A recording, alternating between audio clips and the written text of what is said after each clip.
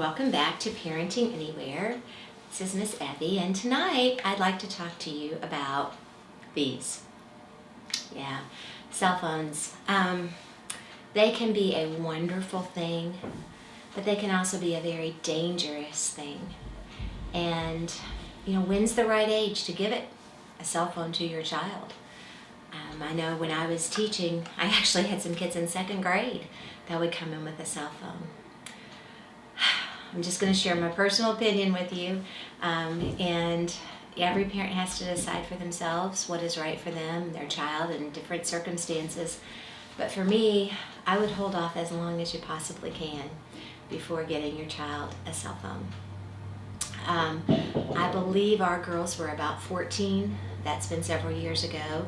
I might go as low as 12 with lots of restrictions and lots of guidelines. Like I said, they can be a wonderful tool, but they can also be a destructive device. When we did give our girls a cell phone, we made them sign a contract. I wrote up a contract that I'll be glad to share with you that had just rules outlined so they knew going into it these were what we expected, and it was in writing, and they had to sign it, and we signed it.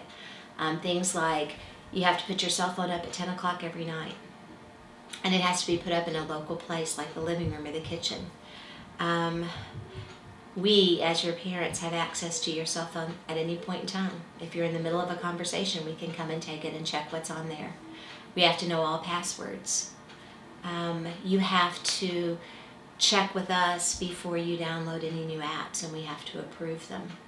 At no time can you have Snapchat unless we discuss it at a later date and our minds are changed. Instagram, Facebook, all of those social media outlets, if we allow those, we put in writing what we allow and what stipulations or regulations and at what age they could have those. We also put limitations on what could be done with the camera, the pictures on those, what kind of pictures could be sent and taken. Now, I am not naive enough to believe that there's not ways around this. I mean, kids can figure out ways to delete things or set up private accounts, but at least this offers some security and some accountability. Guns aren't bad, but you're not going to hand a loaded gun to a kid who doesn't know anything about guns. And that's kind of how I look at these cell phones. There is so much potential for long-lasting consequences from just momentary lapse of judgment. And so think carefully about that. One of our daughters got into some trouble with the camera part of her phone, and we actually took it into the camera there to the phone store and said, can we replace this for a phone that doesn't have a camera? And they said, well, we can't do that. We don't have that. And Brian, my husband, said, okay, do you have a screwdriver? And they handed him one, and he just busted the lens right out of that phone. Drastic? Yeah. Sounds a little crazy? Yeah. But really it isn't when you're thinking about protecting your child. And so we need to be more proactive and more intentional in protecting our kids as best as we can. It's out there, and there is so much at their fingertips so easily. We have got to do what we can to protect them for as long as we can. And then, like I've said so many times, ultimately it has to be a heart issue. You have to talk to your child about your reasons, the reasons why you are putting these rules and regulations on them. And then you have to really talk to their heart and make them want to make those right choices and give them the tools that they need, and just help them to fall more and more in love with Jesus, because the more they are in love with Jesus, the more strength they're going to have to resist the temptations that are going to be at their fingertips once you give them a cell phone. I was working on this topic, and someone had posted on Facebook a whole list of an article that was written, and it was through an organization.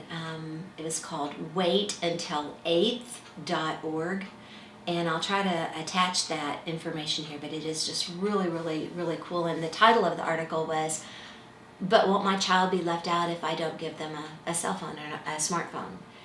And the article went on to say, yes, they will. They'll be left out of introduction to pornography at an early age. They'll be left out of, and just listed all of these things that a cell phone opens up, risks that maybe you hadn't even thought about. Predators being able to have access to them, things that they can see that they can't unsee once they see them. So the gist behind this was to try to get parents to unite. And even if they didn't, the person that wrote the article said she would be the uncool parent. That was okay. It was worth it to her. But if they could kind of come together and have a pact or an agreement that they were going to hold off and at least wait until 8th grade to let their child have a cell phone, there would be some security and some just more parents, so the kids wouldn't say, well, so-and-so has a cell phone, or so-and-so, and they wouldn't feel like they were the only one. But even if you are the only held-out parent, it's still worth it to do that. So, like I said, I'm not going to go into all the different apps.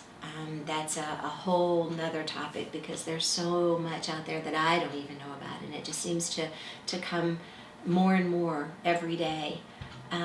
You can't totally put your child in a bubble and keep all of the influences away from them that are so available through the internet and through social media and through cell phones, but you can work on preparing them so that they see the phone as a tool rather than a device of destruction, because their hearts are tender, their hearts are innocent, their hearts are pure, and we want to keep it that way as long as we can. And we can't protect them from everything, and we can't protect them forever, but we can be proactive, and we can take measures to make sure that we do our part to keep them safe, and that we do our part as parents to give them the guidelines and the structure and the safety that they need. Because, like I said, you don't give a gun to a child who knows nothing about guns. The same is true for a cell phone. It can be just as deadly and just as dangerous, just in a different form and in a different way. So, heavy topic, I know, but it is something that we need to talk about. We need to talk with our kids about. We need to talk with other parents about, and we need to be serious about following through. Another thing, I said come up with a contract and sign it, but along with that, have consequences if something is broken in that contract. Maybe removal of the phone for a while,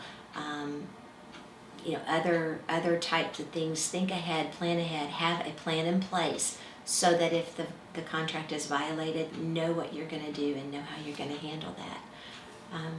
And again, pray about it, talk to your child, get your child to understand as best they can that everything you do is motivated by love for them and by obedience to being the godly parent that God wants you to be.